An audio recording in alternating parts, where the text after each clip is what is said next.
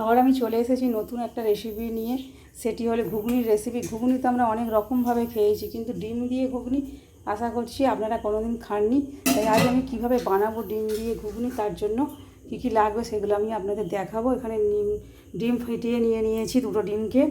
এখানে নিয়ে নিয়েছি আদা, রসুন, পেঁয়াজ, টমেটোকে মিক্সিতে পেস্ট করে নিয়েছি। এখানে মটর কড়াই আলুটাকে আমি আগে থেকে সিদ্ধ করে রেখে দিয়েছিলাম লবণ দিয়ে।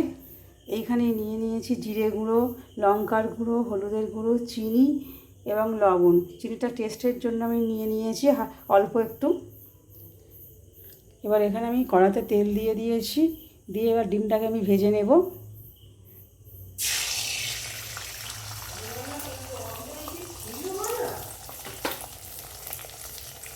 তেল দিয়ে দিয়েছি, ডিমটা ভেজে আমি এখানে তুলে রেখে দিয়েছি। এর মধ্যে আমি আদা, রসুন, পেঁয়াজ, টমেটোর পেস্টটা এর মধ্যে আমি দিয়ে দেব।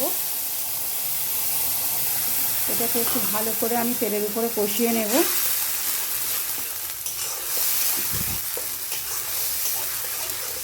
এবার একে একে সব মশলাগুলো আমি এর মধ্যে দিয়ে দেব।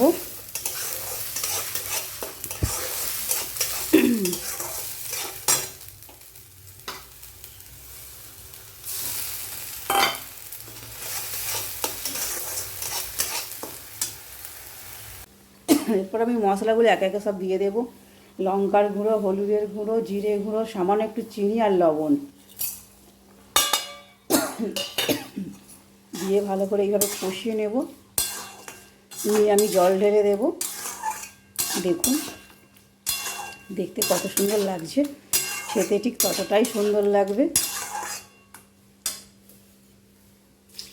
জল ঢেলে দিয়ে ঢাকা দিয়ে আমি রেখে দেব। 10 মিনিট পর আবার ফিরছি।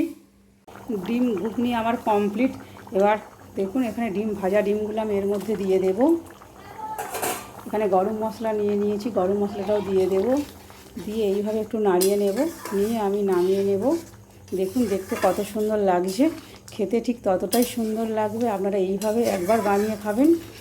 ঘুগনি তো আমরা অনেক রকমভাবে খেয়েছি, কিন্তু এইভাবে যদি একবার বানিয়ে খান, আশা করছি এর স্বাদ মুখে লেগে থাকার মতন। যদি ভালো লাগে আমার এই রেসিপিটা, অবশ্যই লাইক, কমেন্ট ও শেয়ার করবেন। যদি ফেসবুক থেকে দেখেন অবশ্যই আমাকে ফলো করবেন, আর যদি ইউটিউব থেকে দেখেন তবে অবশ্যই চ্যানেলটি সাবস্ক্রাইব করবেন। আজ এখানেই শেষ করলাম।